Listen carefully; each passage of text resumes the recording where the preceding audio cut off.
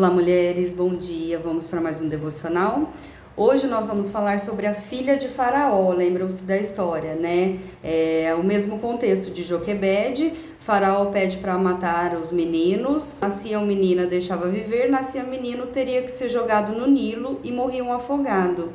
E aí nós sabemos que da arquitetura de Joquebede, colocou o menino no cesto, calafetou com betume e deixou descer ao rio Nilo. Miriam, filha de Joquebede, também irmã de Moisés, acompanhou o cesto, e a filha de Faraó se banhava com as suas donzelas e criadas e pediu para que ela viu a arca, né, o cesto, e pediu para que suas servas pegassem o cesto. A hora que ela abriu, ela viu o menino chorando, certamente viu que era um hebreu, provavelmente ele tinha sinal de circuncisão por ser hebreu, e teve compaixão do menino. Miriam já sugere que se ela gostaria que ela fosse atrás de uma mulher que o sustentasse, ela sabendo que o menino precisaria de sustento, de alimento, né, alguém que a amamentassem, obviamente dito. A filha de Faraó prontamente aceitou essa sugestão e Miriam foi atrás de Joquebede para trazê-la até a filha de Faraó. Automaticamente, a filha de Faraó pede para Joquebede criar o menino e, com uma certa idade, devolver-se, e ainda ofertou um salário para Joquebede para criar o menino. Então, a característica que a Bíblia relata é compaixão, mas algumas eu queria discorrer com vocês aqui rapidamente, mas eu vou me atentar à compaixão e a uma outra. Ela teve essa generosidade, ela não foi orgulhosa, né? Nós vamos ver outra coisa que ela não foi, né? E transformar no positivo. Então, ela não foi orgulhosa, ela foi generosa além de aceitar a sugestão, ela pagou o salário para que Joquebede criasse Moisés. Ela foi equilibrada. Nós vemos que a proatividade dela, né, a rapidez em aceitar a sugestão, ela trabalhou bem com a razão e a emoção. A compaixão, né, despertou muitos sentimentos, muitas emoções, porém ela foi racional. Poxa, o menino vai precisar de sustento, então nada mais justo que eu pedir a alguém que o ajude, né? É a humildade de saber que nem tudo a gente vai resolver sozinha, né? Sempre precisaremos de companheiros para que nos ajude. Esse princípio talvez ela já até aprendeu no reino, né? Se ela tinha as donzelas, a serva, ela sabia que nem tudo ela ia fazer sozinha. E é claro que tem a parte das regalias do reino também. Ela também foi certeira, essa rapidez, né, de executar o plano. Jesus vai dizer, se vamos construir alguma coisa, então que faremos plano. Então, se você for até edificar a vida do seu irmão, pensa antes, né, se você vai falar alguma coisa que constrói ou que destrói, né? Muitas pessoas até brincam, né? Uma crítica construtiva. Mas eu não estou construindo nada. Mas o sábio aceita conselho, né? A Bíblia vai dizer, o tolo rejeita. Então, o sábio sabe o que fazer com uma palavra bendita, e o sábio também que fala sabe o que dizer, né? Não é sem noção. Quem fala tudo o que pensa não é sincero, é sem noção. A gente tem que saber o que dizer, como dizer. Ela foi flexível também, né? Nós ouvimos bastante dizer... A Kit quer participar, gente. Nós ouvimos bastante dizer que a letra mata e o espírito vivifica, mas esse termo que é dito lá por Paulo em 2 Coríntios 3:6 é muito mal interpretado. Não quer dizer que uma pessoa que estuda a palavra, a Bíblia, né, que ela vai ficar fria, que ela vai morrer, vai matar o espírito, e que uma pessoa que ora em línguas, uma pessoa que vive orando é melhor do que essa. Não tem nada a ver com isso. Na verdade, aqui, a letra mata, o espírito vivifica, está falando das leis de Moisés. Ninguém era capaz, ninguém é capaz de cumprir as leis. E mesmo que fosse, a lei não é o suficiente. O que salva, o que nos leva, o que nos conduz é o Espírito Santo. Então, por que eu tô falando isso com vocês, comparando com ela? Ela não foi legalista. É claro que o legalista que a gente aplica aqui é segundo a lei de Moisés. Mas para ela, a lei era o que o pai dela falava.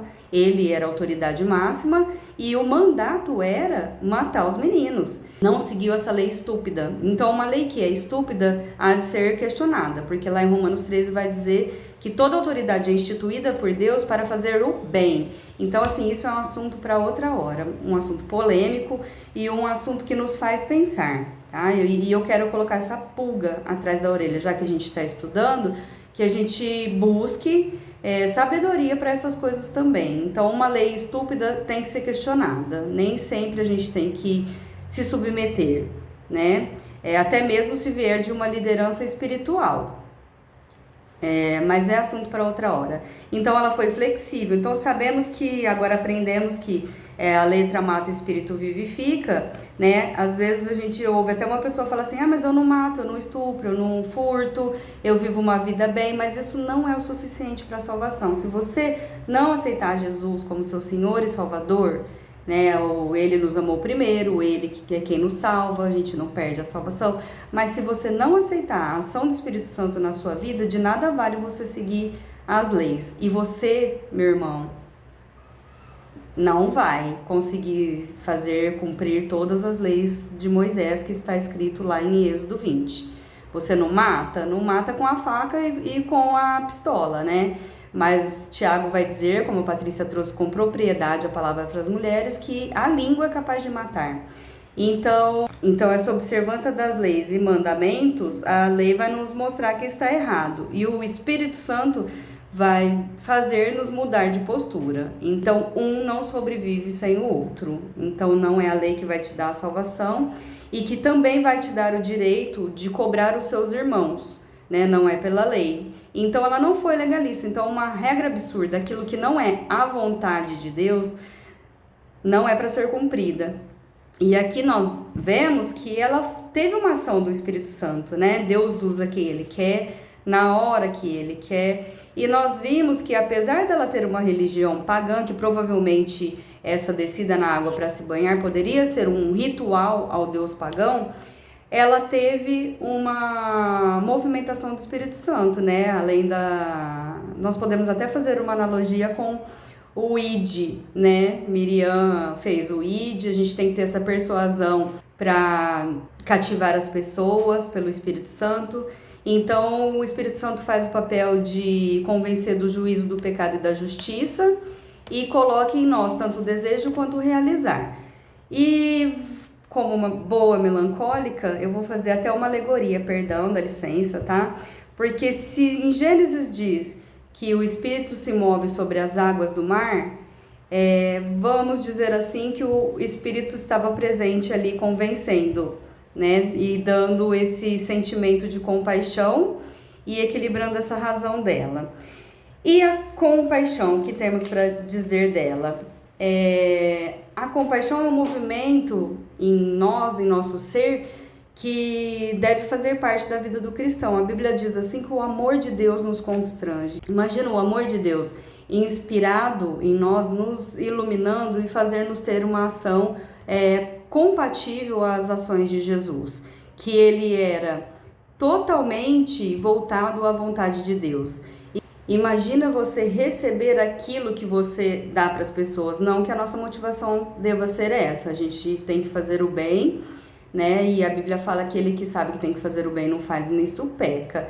Então, mas imagina como Jesus fala que da maneira que você quer ser tratado, você trata o outro. Imagina você ter isso de volta. Soberania, né? Já falamos que Deus usa quem Ele quer na hora que Ele quer. A criatividade de Deus. Às vezes nós ficamos conjecturando como Deus vai agir em determinada situação, se Deus vai usar aquela pessoa, né? Às vezes a gente tenta até dar um jeitinho para Deus, conta uma situação para uma pessoa, sabendo que ela vai ficar do seu lado e querendo que essa pessoa faça justiça por você.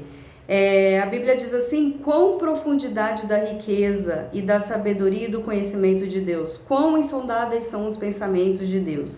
Então Deus tem maneiras diversas de agir. Vamos parar de gastar neurônio né, de dispensar cortisol no nosso corpo, imaginando como Deus poderia agir em determinada situação para resolver o nosso problema. E dentro da compaixão dela, uma característica assim que mexeu muito comigo foi a questão dela não ser influenciável. Outra coisa, a gente fica pensando em agradar os outros. O nosso emocional muitas vezes é corrompido e corrompe as nossas atitudes pensando, nossa, a fulana podia me amar, ela podia me tratar melhor, nossa, eu fiz isso para ela e ela não fez para mim. Gente, não somos a última bolacha do pacote. O tempo das pessoas não é 100% para nós. A vida das pessoas, o dinheiro das pessoas, né,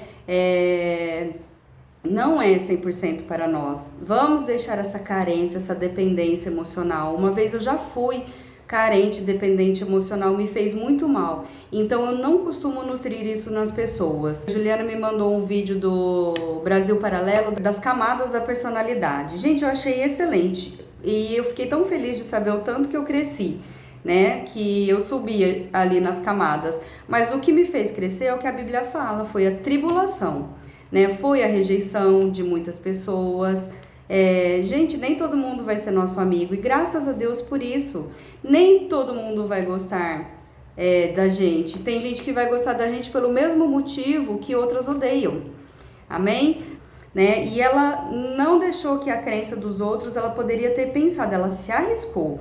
Porque se era uma ordenança vinda da parte do pai dela, eu não penso que ela era uma criancinha mimada que ia bater o pé falando, ai papai, deixa eu ficar com o menino. Não, eu penso que ela foi muito forte e sabia que estava fazendo o que era correto. E a Bíblia vai dizer também que importa mais fazer a vontade de Deus. Em Gálatas, Paulo vai dizer, acaso vivo eu tentando agradar homens? É preferível agradar a Deus. Então, meninas, não julguem quem é mais firme, tá? Porque essa pessoa firme pode te ensinar muitas coisas, né? A pessoa firme também tem princípio. Viver o sim, sim e o não, não de Deus. Fora isso, a Bíblia fala que é pecado. Então, às vezes, essa pessoa mais firme que está do seu lado, que não cede às suas frescuras, gente, como o Levi me ensinou nessa vida. Porque ele tem uma personalidade assim, mais fria, mais firme, uma bagagem que ele trouxe da casa dele, e eu já tenho esse perfil mais melancólico, mais não age do jeito que eu quero, não me ama.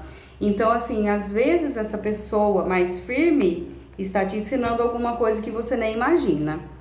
Amém? Então, nem sempre a atitude das pessoas, como a gente julga, ela é pecaminosa. Então, assim, a única coisa que nos dá direito de chegar na pessoa e falar a atitude dela é se ela estiver pecando, né? Se não tiver pecado nisso, analisa que às vezes o problema está em você, né? O dodói, o mimimi. Gente, eu acredito piamente que a depressão é uma doença física, é uma doença emocional e espiritual. Mas há depressões que é falta de perdão. A pessoa não libera perdão, a pessoa não entrega a sua vida 100% para Jesus, é falta de auto-perdão e falta de perdão. E Deus não precisa ser perdoado, Deus é soberano, né? Você pare de ter raiva de Deus. Se há alguma coisa que você tem raiva de Deus, trata o seu coração, porque Deus é perfeito. Ele é perfeito até quando ele faz coisas que a gente não entende. Amém? Então vamos parar com esse mimimi, vamos crescer. O fulano não fez de propósito muitas vezes. Nem tudo que a gente vê é certo, nem tudo que a gente vê é pecado. Às vezes você vê maldade igual a história que nós discorremos da vidraça, né, nas mulheres, que eu coloquei aqui no grupo. Então, sermos humildes, aceitarmos a sugestão igual ela aceitou, a sugestão de Miriam. Então, fazer o que é bom, você convergir a sua vontade com a vontade do Senhor, conviver com pessoas que te aproximam de Deus. Gente, se essa pessoa te passa pregação, se essa pessoa te exorta é porque ela te ama, tá bom? Nem sempre o amor vai vir numa fala assim, ai, meu benzinho, meu amorzinho. O amor às vezes vai vir de uma forma firme. E isso também é amor. Nosso Deus é amor e é justo também. E ele também tem um cálice da ira, que se a gente continuar fazendo o que não é a vontade de Deus, né? Em Gálatas vai dizer, de Deus não se zomba, né? Ele tem um cálice lá que vai enchendo e uma hora o cálice da ira transborda. Mas vamos ficar com essa parte boa, né? Então vamos ser flexíveis, gente. Mulher casada, ser flexível, isso aqui traz um casamento bem sucedido para os filhos também, né? E a compaixão, flexibilidade e compaixão, é uma boa mistura. Excelente dia, Deus abençoe. Dignos de glória, de todo louvor, dignos de honra, só Tu és o Senhor. Teu Espírito se move sobre as águas do mar, a Tua glória está aqui neste lugar.